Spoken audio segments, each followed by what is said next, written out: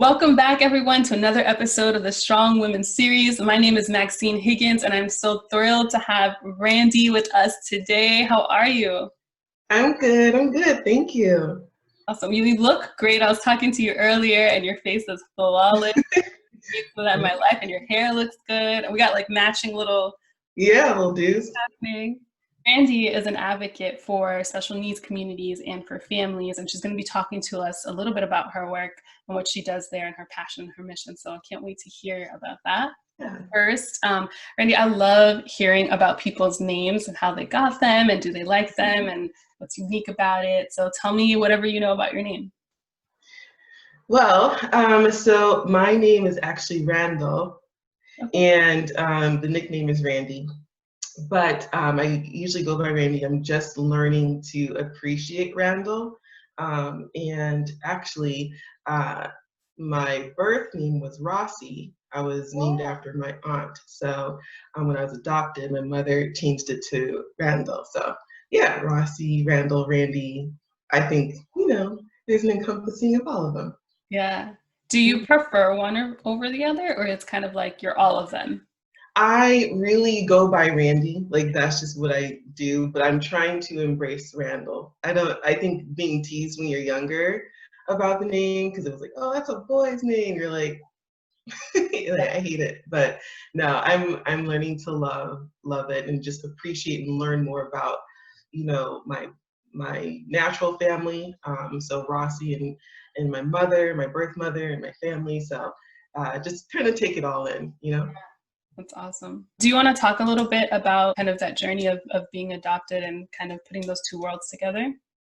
Yeah, really interesting. Found out I was adopted when I was about 5. It was overwhelming. And around that same time, my birth mother tried to reach out to my mother. It just was too much at that time. And so decades later, I got to college and I really just felt like I wanted to learn more about myself. So I tried to get the information I needed from the California Children's Adoption Agency or whatever, because I'm from California. And I just was hitting a roadblock, and so I put it down a little bit, and then I moved to Pittsburgh, and then I was just feeling this huge, strong tug. Our bishop was talking about identity, and just knowing your identity in Christ. That's the most important thing. But there's also something else in me that was just wanting to know more about who I was too. And so I took to searching for my birth mother again, and it literally took me 2 minutes, 5 minutes. I found her on Facebook, and I was like, I think she looks like me. And I shared it with my friends and my mom, and they're like, that's her. So I reached out, and it's been really wonderful ever since. And I have 4 other brothers and sisters, 3 sisters and 1 other brother. And they've all been so wonderful. The whole family's been really welcoming to myself and my mom. And that's been wonderful, just starting to know more about who I am as a whole. So it's just been really wonderful. And I remember our first time all meeting together was Thanksgiving, a few years ago. And my mom, my dad, who adopted me, my parents, we were invited to go to my birth family's home and met my birth mother, grandmother, siblings, aunts, cousins, uncles, everybody. So it was really awesome. It was really beautiful. That's amazing. And it's so beautiful that it was such a welcoming experience too, because I know sometimes that's not the case for some folks, if there's tension and all of that. So I love that. And so, I'm sorry, I don't know if I missed this, but was she living in Pittsburgh or was she in California? She was in California. California, okay. Everyone was in California. What part of California were you living in? So when I was growing up, I lived in Long Island, Los Angeles. Okay. I lived in Los Angeles and in that area, but then I moved from California to Connecticut when I was 14. I know, I'm all over the place. I know, all over the place. Well, thank you so much for sharing that piece of who you are. Let's talk a little bit about your journey with God. What has that been like throughout the years? That has been an adventure, to say the least. Part of me moving from Boston, because I was in Boston before I was in Pittsburgh. So part of me moving from Boston to Pittsburgh was truly, I believe, God-led, and I felt like he was leading me to come here. And I mean, I wasn't needing to leave Boston. I had everything I needed, community, work, everything. And then he was like, I want you to, start your, or he said Pennsylvania would be a good place to start your program.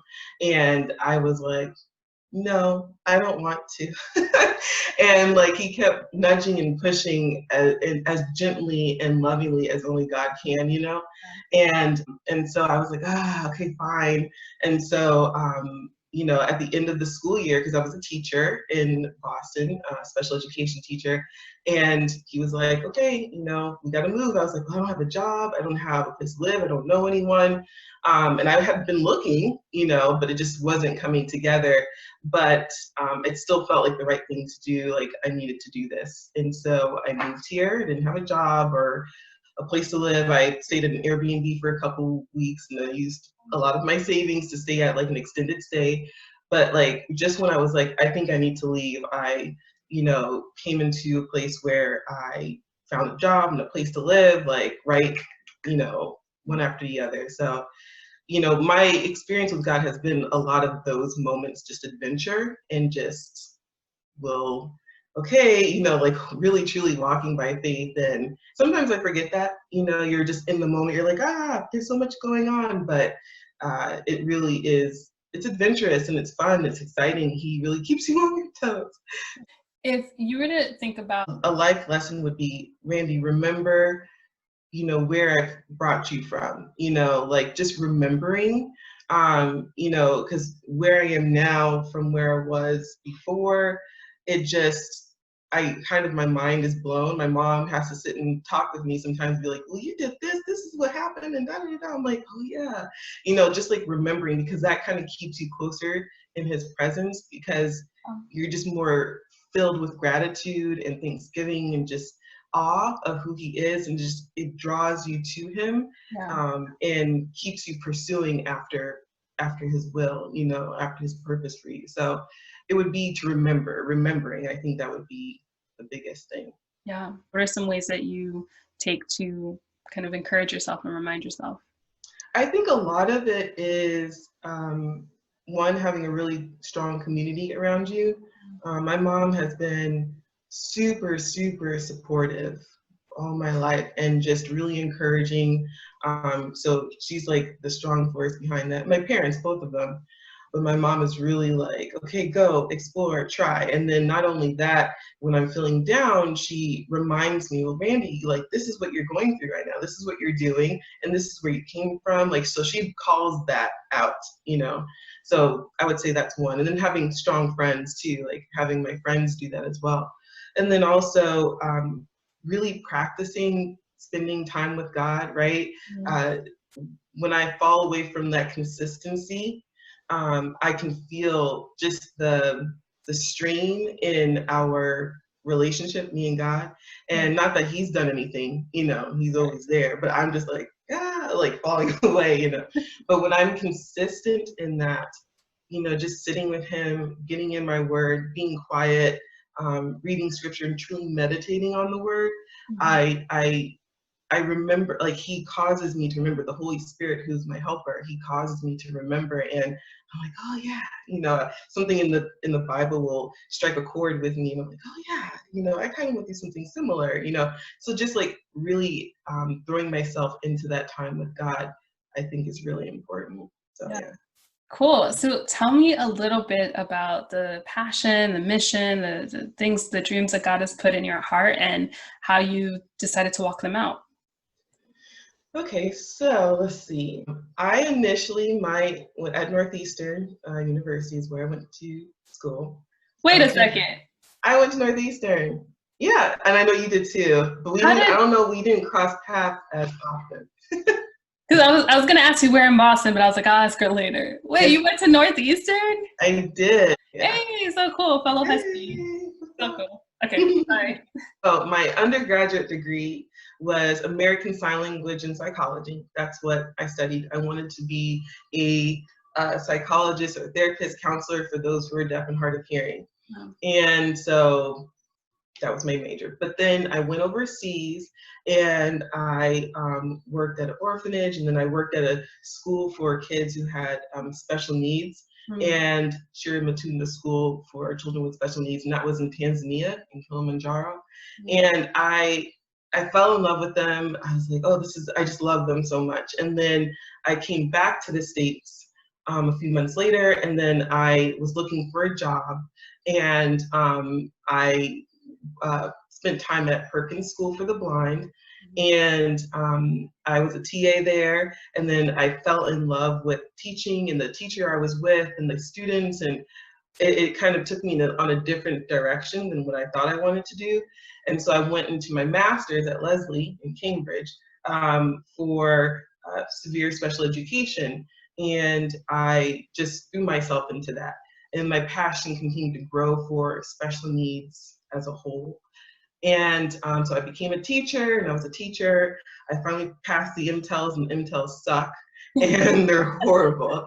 But I got through it by the grace of God, because I was like, I'm not going to do this, because I had to take it like 3 times. I was like, I'm not teaching if I have to do this again. And then I passed. I was like, okay. And so I got through that, and I loved my students so much. But then I started working in the high school secondary program.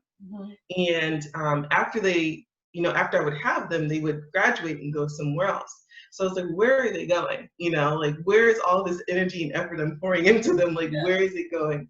And so I learned a little bit more about it, and I just became more curious. And around that time is when God started speaking to me about, let's move you along somewhere else. So that's where I came out here to Pittsburgh. And I then started working with adults with special needs. So after they transition out of high school, which would be me, and go into adult services, I wanted to see what that was like. I wanted to see what the culture was like, the services were like. So I got a chance to experience that. A year after working at a particular agency out here, Pittsburgh Mercy, then I ended up managing a day program for adults with intellectual disabilities. And it was interesting, very different, and not like school education, and the services are different, the supports are different, staff are different. And so having to learn, okay, this may not be what I want to do for the rest of my life, but it was good to see what this all encompassed. So I got to see kind of from the beginning to the end of a lot of like students or individuals and their experiences and education and services. So I think that's been my journey. So now I think I'm moving into something a little bit more different, which is more geared back to my first love, which is counseling, psychology, and wanting to work with families, wanting to work with staff who are within the field, and just wanting to be encouraging, supportive, provide wisdom, direction for families, caregivers, direct support providers, all of them, so yeah. Wow, I think that's so incredible. Most people don't say, hey, I know I'm gonna go major in ASL to begin with, right? Or I'm gonna start doing this work. So what kind of softened your heart to working with this population? So I don't want to go back into the womb, but just to kind of go back a little bit, when I was in elementary school, I had to do a project on a famous person. And I had just finished watching the movie Helen Keller. It was an old black and white, and I watched it with my mom. And there was a woman named Helen Keller who's deaf and she's blind. And then there was her teacher and her mentor, who her name was Annie Sullivan. And their dynamic was so cool, raw, different, and just to see how Helen Keller influenced Annie Sullivan, her teacher, and how Annie Sullivan influenced Helen Keller, and how they worked together to bring, just this new life for, them both. And this is back in like 1904, like this is way back in the day. So they're like pioneers in this. And I just like, oh, they're so cool. I just fell in love with all of them. And so I started teaching myself sign language. The Scholastic book sale, at school, I went and found like a dictionary, an ASL dictionary, and I started taking, practicing what I could. I couldn't learn much, but I knew my name, and then like I could spell my name.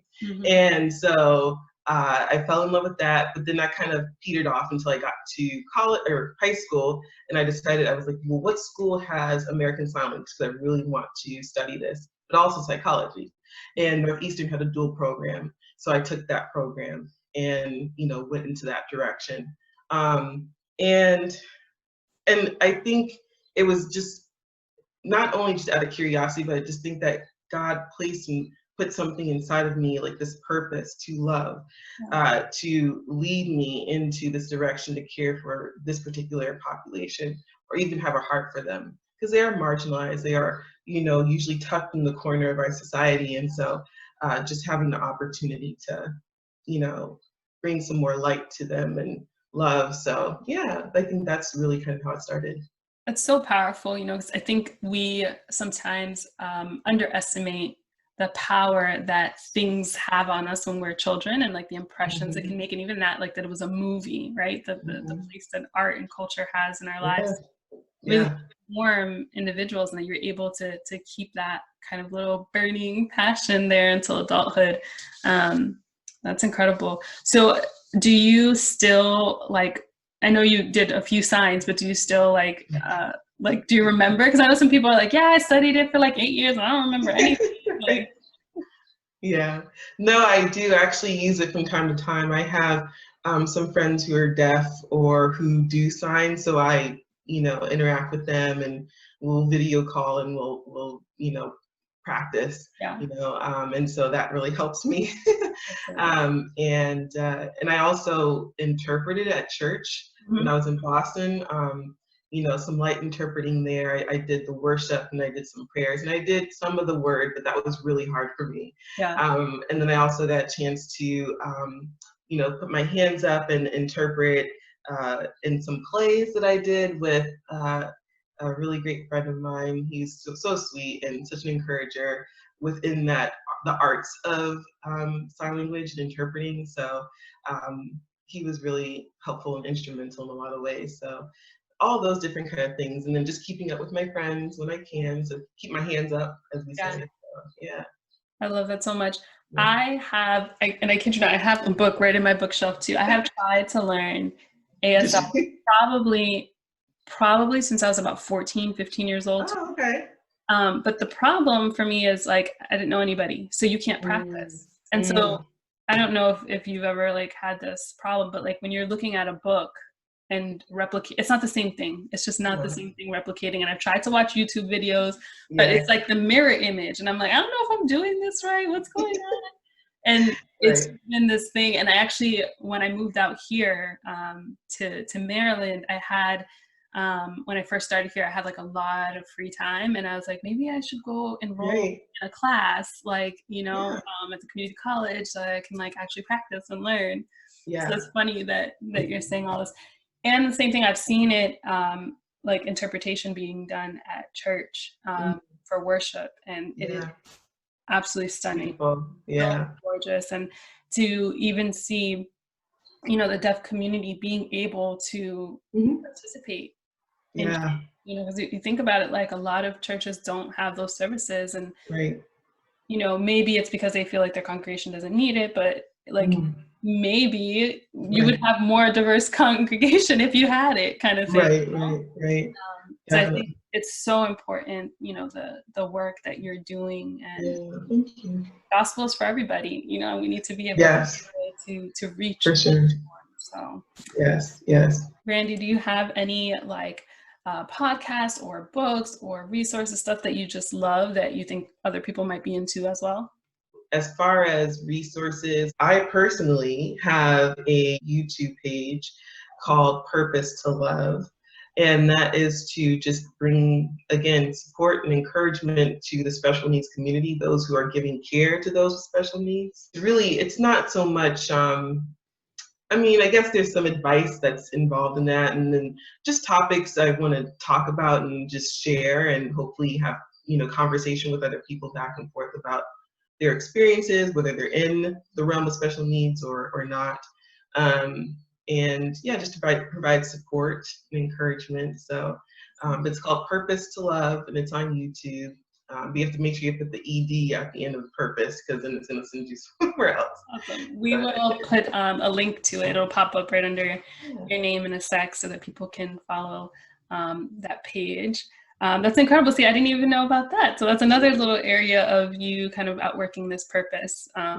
So very cool. What's one belief that you hold strongly, other than like, I know that you're a Christ follower, so we know that, but what's one thing that you like really hold to your core? Something that kind of keeps me moving. And I tell this to other people all the time. It's super simple. It's nothing, anything special, but just like one moment at a time. Not even like a day at a time, not a week at, like literally each moment, like one moment at a time, because I have the work I've done in the present and past has just been a lot of times very overwhelming. You know, working with individuals who have sometimes some significant behavioral challenges, working with people who might be not, who are tart, as I like to say, not, you know, favorable. Yeah.